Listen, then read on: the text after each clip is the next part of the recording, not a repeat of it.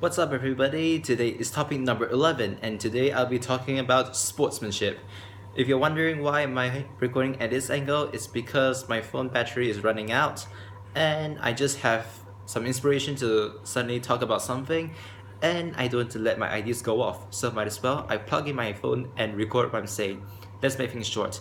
Now, sportsmanship is what every athlete needs to have, and many times athletes are respected not only for their trophies but also for the sportsmanship.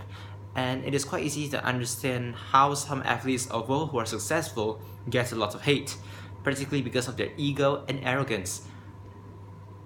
And when it comes to sportsmanship, there are countries who actually emphasize a lot about sportsmanship. I noticed that many times in Asia, Asian athletes, sorry to say, not all of them, practice quite good sportsmanship.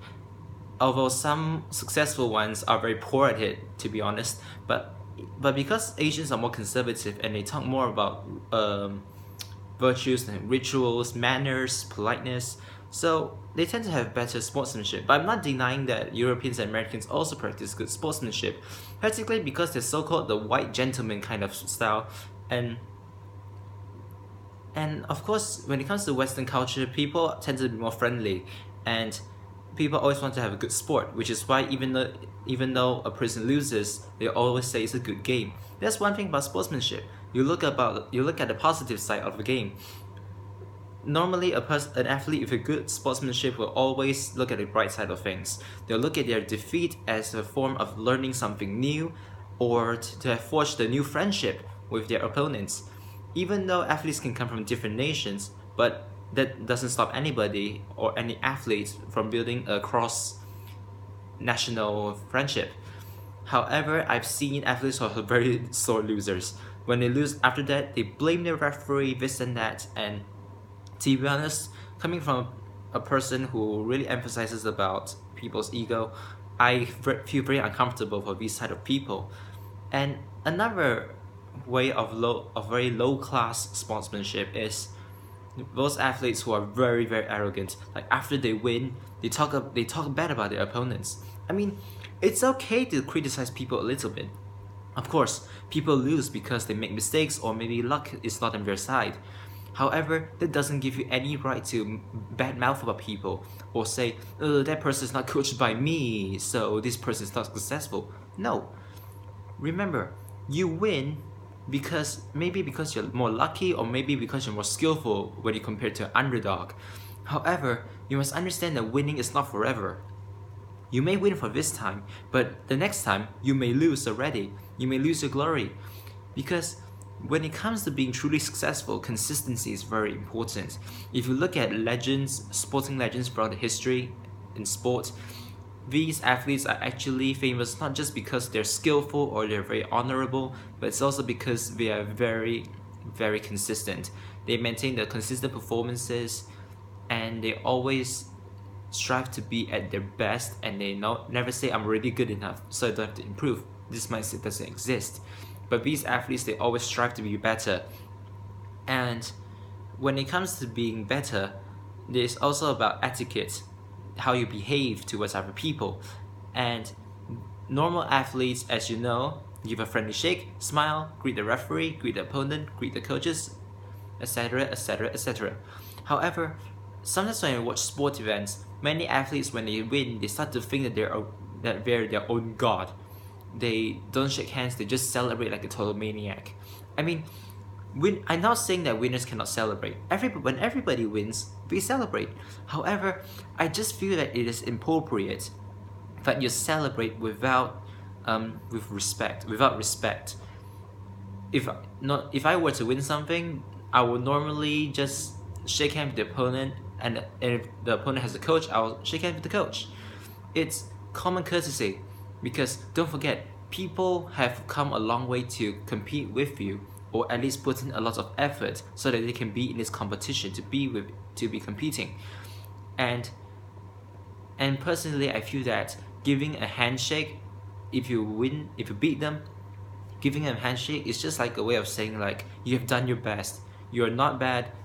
We are competitors. Let's just be friends. And if you lose, a handshake just is a sign of congratulations, common sense. However, although saying is very simple, many athletes just fail to do that. It's because many times people today especially have become very self-entitled, and people tend to think too much about themselves, and in the end they tend to get lost in their own heaven and forget that they need to be down on earth. Because don't forget, the more arrogant you act, the more haters you get. So if you're an arrogant person and you think that your success is gaining you a lot of support, you're actually wrong. Because one day, if your success is no longer there, you end up falling into a deeper cleft, and you'll end up sinking deeper like a stone sinking in the ocean down to the floor very quickly. And if you look at those athletes who are not as successful or don't really have a superstar status, those are actually behavior, they don't get a lot of hate. When they lose, people still respect them. Which is why sometimes when you see sports teams or athletes lose, you can always see posts like, "You have won our hearts, you have won the hearts of whoever." I mean, these are the people who actually have good sportsmanship. And it's kind of clear. If you notice that very egoistic athletes, they don't really get this sort of support. When it comes to very arrogant athletes, these athletes, after they lose, there'll be lots of trolls and hate, which is quite clear, especially when people today are always using social media. And I kind of feel bad for these people, because these people earn success and only need having to have their own ego destroy what they deserve, the respect they deserve. And which is why I say I don't feel bad for those. How should I say it? Which is kind of the reason why although I feel bad for people who are destroyed by others, but I feel even worse for people who destroy themselves, because practically you know yourself better, so you should be able to prevent yourself from being destroyed by your own soul. But in the end, many times we let our own actions destroy us, practically because we do not filter what we want to do. And I'm not saying I'm perfect, and I even made these sort of mistakes before, but it's kind of a learning process, and everybody needs to learn at least a bit of self-control once in a while. So yeah, sportsmanship is kind of something to learn. However, it kind of goes with maturity. Mature people have a good lot of sportsmanship, and it's kind of clear. And it also comes to the upbringing of the athlete. If the athlete is used to being successful, that athlete can be kind of egoistic. And when it comes to athletes who have suffered badly and only then climb their way up to where they are, these athletes tend to be more humble and have better sportsmanship. So sometimes it's also about the background, especially when it comes to athletes who are used to losing and athletes who are not used to losing. Then that's the difference. So I hope you enjoyed this video. It's shorter than many of my other videos, but I hope you enjoyed it. And I hope you have a nice day, and see you in my next video.